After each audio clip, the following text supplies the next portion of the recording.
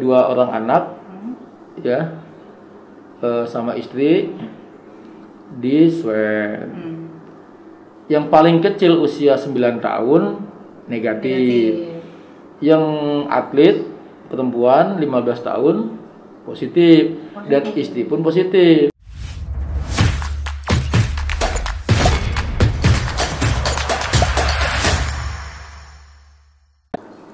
Ya Juli Abdillah, anggota lupa deh. Anggota DPRD Provinsi Banten Komisi 1. Betul. Udah sehat Bang?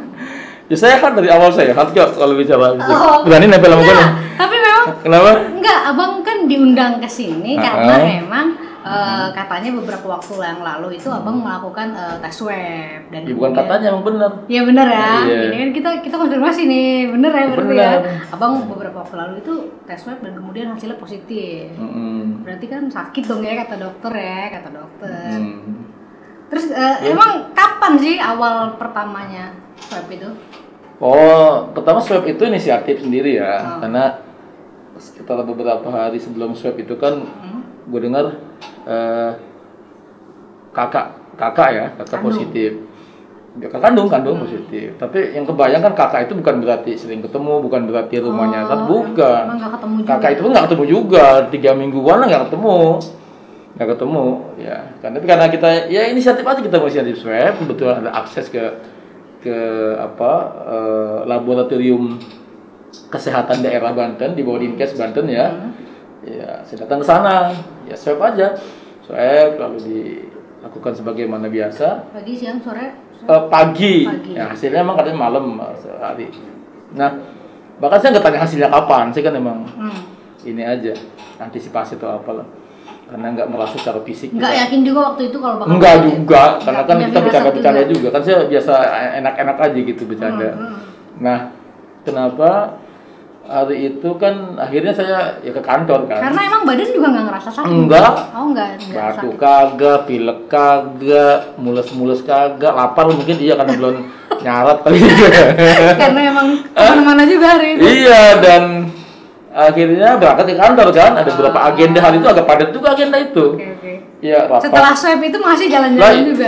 Iyalah kan kita kan seperti teman-teman yang lain kan kita ada agenda yang kita perlu selesaikan. Mimpin pansus zonasi di kantor dengan OPD juga, kemudian di komisi, nah ujungnya di Banggar sampai sore kan, dapat mandat anggaran di ruang paripurna itu, ya kan jelas berinteraksi dengan teman-teman yang lain. Dengan masker. Itu biasa masker sih, patuh lah masker. Nah, tapi kadang kalau soal jaga jarak kan kita memang kadang-kadang agak lupa atau saking gimana membaur ya. Dan waktu itu juga kan belum ada. Belum, dan kita fisik nggak ada kok. Bukan banyak yang lebih nggak sehat dari gue, banyak sih ya. Yang batuk setiap hari, yang bengek mulu ada gitu ya. Gue saya sebut. Nah, kemudian jam 7 malam, tahu-tahu Kepala Dinas Kesehatan Banten ya, dokter Ati itu ngasih kabar katanya intinya positif lah hasil swab tadi. Oh gitu, positif apanya? Ya kita lugu-lugu aja. Ya abang positif hasil swabnya. Jadi ya COVID. Nggak percaya bilang gitu kan? Oh berarti nggak percaya? Iya, nggak benar apa? Bukan gua ngebantah hasil medis itu. Ukurannya apa? Saya nggak ada gejala apapun. Ya istilah itu sudah ada, istilahnya OTG kata dia. Orang ya tanpa kan? gejala. Loh, kok bisa saya nggak ada masalah apa-apa? Saya nggak merasa ada apa-apa secara fisik, nggak ada perubahan gejala apapun. Dibilang positif. Ya abang memang enjoy orangnya, pikiran juga ini aja, adem aja, kemudian imunnya juga kuat, kemudian urusan apa itu fisik mungkin apa disiplinnya nggak tahu lah, pokoknya dia bilang rajin gitu. Olahraga juga mungkin abang? Ya dibilang rajin nggak juga, tapi olahraga lah kita ada yang rutinnya ada gitu ya, minum lemon itu memang saya bawa saya nggak malu bawa lemon ya untuk imun ya. Kebiasaan memang. Iya, kemudian juga mungkin kita juga rileks. Pikiran kita kan orangnya ngalir aja gitu. Nah kemudian jadi gimana nih? Ya kudu isolasi dong. Ya, isolasi kan? Isolasi. Tupoksinya gimana SOP-nya gitu. Kan saya bilang ini kebesaran ke Kepala Dinas. Tahu jangan sebarin dulu ya. Udah bang, udah. Ya disebarin ya kan. Saya mau ngasih tahu ya. Ya udahlah, kita udah menyebar duluan ke gedung dewan, heboh. katanya. Juga inisiatif dong, inisiatif isolasi, tapi nggak perlu ke rumah sakit lah, ya kan, nggak perlu ke rumah sakit, gue isolasi, telepon keluarga, ya gue di perpustakaan dulu, gue punya perpustakaan ya, gue ngadem dulu di situ, gue bercerita ke istri, dah semalam beberapa saat lah di situ, bahwa gue positif, kaget kan keluarga kan, ya udah kita menghargai hasil medis. Kemudian ngikutin SOP gugus tugas dan protokol kesehatan. Kemudian kita juga soal yakin gak yakin soal lain, karena fisik kita ini, karena kan ini soal virus. Merasa sehat-sehat aja. Iya, sehat-sehat aja, tapi kita juga jangan ngebantah, jangan juga terlalu bahwa hasilnya positif. Iya, positif. Ya kita aja, ikutin aja lah. Ya udahlah, gua diingetin, mungkin disuruh istirahat atau disuruh ngadem atau disuruh ya kan. Selama konon SOP-nya 14 hari gitu ya. Walaupun nanti udah perjalanannya ternyata tidak ada gejala dan swab lagi ternyata negatif, sembuh, atau sampai 14 hari tanpa swab pun itu dianggap sembuh kalau tanpa gejala, begitu. Gitu. Iya, katanya begitu. Tanpa Ya gejala. udah. Sudah setelah 14 hari. Iya, cuman kan kasihan ke teman-teman yang tahu, yang habis kumpul-kumpul berinteraksi. Nah, Bang, waktu itu ketika Bang mengajukan untuk karantina mandiri ya, itu emang prosedurnya dia boleh di rumah atau ada, maksudnya gini kan, ada apa namanya, ada statusnya ya, ada orang dengan pengawasan, dalam pengawasan, dan orang tanpa. Oh iya, OTG katanya kayak model gue ini, ya saran dari Bu Kadis, Dr. Ati bilang ya udah di rumah istirahat, cuma pisahkan semua, ya pisahkan kamarnya, lalu obat vitamin, disuplai vitamin, kemudian juga olahraga kecil, jangan olahraga yang berkerumun, jangan ya, tapi pokoknya meningkatkan imun lah, kata dia begitu. Sehingga ya mau nggak mau kan, rasional nggak rasional, pokoknya ikutin lah pokoknya gitu kan, dengan protokol kesehatan. Ya udah. Abang ngajuin isolasi mandiri dan memang boleh ya, OTG itu boleh? Oh iya boleh, cuman kan besoknya gue udah nggak mikirin tuh apakah gue nular di mana, apakah di Lampung tempat kunker, apakah di pesawat, di mobil, apakah di kapal feri, di laut, atau dengan keluarga. Gue nggak pikirin itu, udahlah kita nggak ada. Waktu itu keluarga langsung dites swab juga? Besoknya kita akses, mencoba di tracking kan, berarti keluarga dong. Nah akhirnya memang 2 hari kemudian 2 orang anak ya sama istri di swab. Yang paling kecil usia 9 tahun negatif. Yang atlet perempuan 15 tahun positif. Dan istri pun positif. Tapi nggak ada gejala, OTG lagi aja katanya. Ya. Oh berarti dari berempat 3. Abang positif. Ya, kemudian itu gimana? Ya akhirnya isolasi mandiri kita di rumah. Anak yang kecil yang kecil. Oh ya, makanya kan antara kita yang keluar atau dia yang keluar, akhirnya yang kecil dititipin dulu di saudara. Ya, jadi tapi kita, bisa ya dalam satu rumah ada yang negatif ya? Ya itulah kadang-kadang lah. Jangan ini, saya kan satu mobil dengan orang teman di dewan itu, satu mobil, satu pesawat, satu kamar hotel, satu ngobrol bareng berkali-kali dengan negatif tuh. Negatif juga. Ya kan, kemudian yang suka nyupirin saya ya, yang temannya suka nemenin, teman ngopi, swab semua negatif semua juga. Gitu. Jadi ini antara aneh nggak aneh? Ya gimana ya kita. Nah, terus kemudian selama isolasi mandiri di rumah, abang diapain aja sih? Ya saran dari dinas kesehatan melalui protokol kesehatan ya memang namanya isolasi kan, isolasi. Ya minum teratur ya, makan teratur, kita tambah imun ya. Kita kan ada juga teman-teman yang peduli yang ngasih obat. Siapa yang nganterin makan atau? Itu ada juga tuh, ada yang gantungin kan, karena yang hari ketiga sama istri kan istri masak juga di situ. Ya kan, tapi ada yang bawain tuh, seperti yang bawain apa digantungin di ini kan. Nah kan perubahan perilaku ini ada juga. Ini udah masuk ke sesi itu belum, yang perilaku masyarakat tuh ada juga kaitan dengan dikucilkan, itu ada terasa. Makanya juga kadang-kadang tetangga saya memang ada niat untuk bagaimana memberikan edukasi kepada masyarakat bahwa ini bukan hina, bukan kayak HIV, bukan kayak penyakit, bukan gitu ya. lalu mesti diedukasi bahwa proses penularan itu seperti apa, bahaya infeksinya seperti apa, itu mesti diedukasi masyarakat kita. Jadi jangan melihat orang itu seolah-olah langsung wah di gimana nih, lewat depan rumah aja nggak berani. Nah itu emang efek itu ada. Nah saya lihat dari situ, saya ada niat untuk mencoba melihat bahwa respon masyarakat seperti apa, dan respon orang yang diponis melalui medis, melalui swab itu positif seperti apa. Nah saya balik bahwa abang sendiri merasa sempat saya coba makanya kata Bu Dokter Ati bilang abang itu termasuk yang enjoy, yang enggak ini, yang enggak apa. Ya memang saya sehari-hari begitu juga, nggak ada. Kita mencoba untuk mengurangi buruk sangka, kita nggak mencoba. Ya kita bawa asik aja gitu. Aja lah ya. Selain soal agama emang merintahin begitu. Tapi diskriminasi dari masyarakat di sekitar. Lah ada, efek itu ada, dan itu saya ingat nggak istri saya dan anak saya jangan nanti tegang, panik, apa jangan. Ya kan? Itu akan nanti ke ubun-ubun kita, yang kita lihat kalau kita terasa nanti akan mengganggu adrenalin. Justru yang tadinya nggak sakit jadi sakit justru karena pikiran.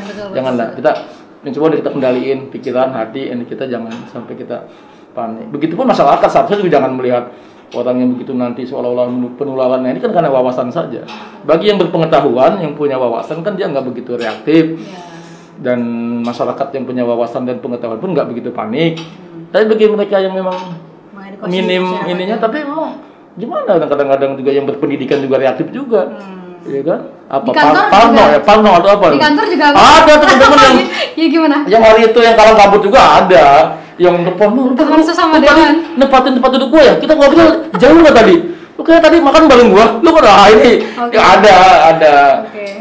Dan itu wajar ya, manusiawi. Berarti di kantor pun, di tempat kerja juga. Iya, bahkan ada teman yang nggak mau swab, besok itu kan di swab. Yang heboh kan di gedung dewan, akhirnya besok diisolasi gedungnya. Kemudian semua agenda diliburkan dulu, digeser lewat Bamus selama beberapa. Ya di 2 hari setelah itu kan, besoknya setelah itu kan saya langsung dipublikasikan. Emang saya sengaja mempublikasi, menyampaikan satu supaya kita didoain dong. Ya kan sebenarnya jadi jangan ditutupin, apalagi yang ditutupin sekarang. Nggak minta dijenguk juga. Nggak minta jenguk bukan, ini kan. Nggak bisa. Ya itu kan penting lah buat edukasi masyarakat. Jadi ini bukan hina, ini bukan HIV, ini bukan penyakit yang misalnya yang akan menimbulkan misalnya hal-hal negatif, tapi ini kan soal medis, soal transmisi penularan, bagaimana itu kita tetap soal ini kita harus percaya bahwa kedokteran medis ini memang ada solusi, ada protokol, ada SOP-nya gitu ya. Sehingga gue memberanikan diri, ya gue sebar aja informasi bahwa ini ya kan, ya nggak apa-apa. Ya kita terbuka aja, kita jujur aja pada masyarakat bahwa kita ya gitu kan. Lalu kan didoain kan? Iya betul. Lah doain, anak yatim ngedoain saya, orang penghafal Quran doain saya, santri-santri, ustadz doain saya, kan didoain. Kita mesti percaya dengan kekuatan doa juga. Dan masyarakat juga harus tahu treatment yang benar, bagaimana menghadapi. Ya iyalah, harus tahu, dikasih tahu itu. Makanya saya minta obatnya apa, nggak ada obatnya. Nggak ada obat. Tapi katanya di rumah dapat banyak kiriman obat bang. Ya iya, teman-teman yang peduli, ada hepatit, Pak Ketua Dewan kawan saya Pak Andra Soni ngasih hepatit ya, ada botol kecil diminum.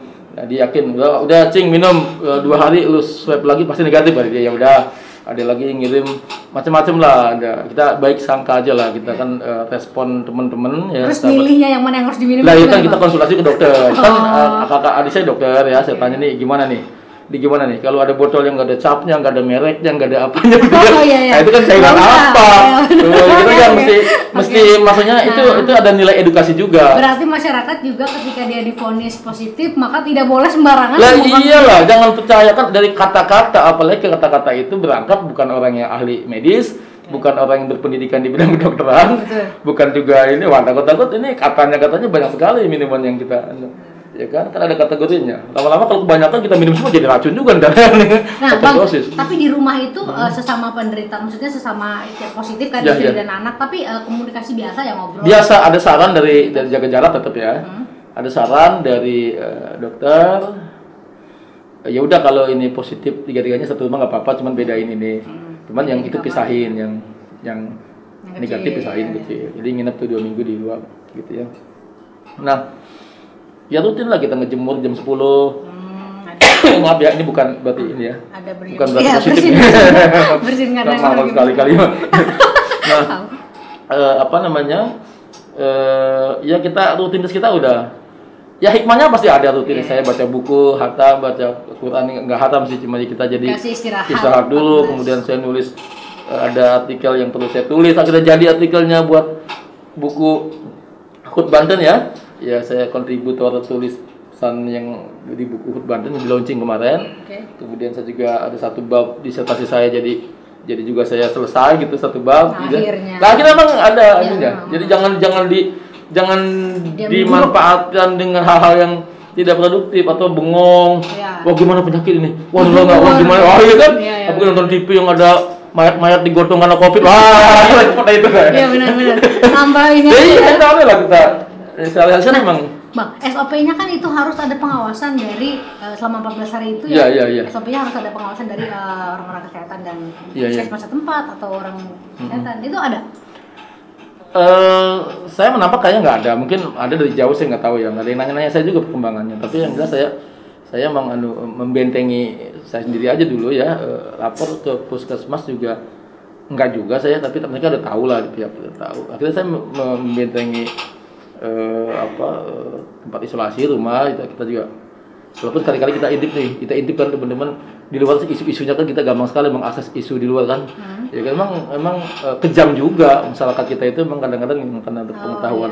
Iya. Enggak, tapi nggak sampai diumumin di toa masjid. Oh enggak kita ya enggak berani juga. Kedua ya, tapi udah memang saya tuh harus tahu, orang harus tahu gitu.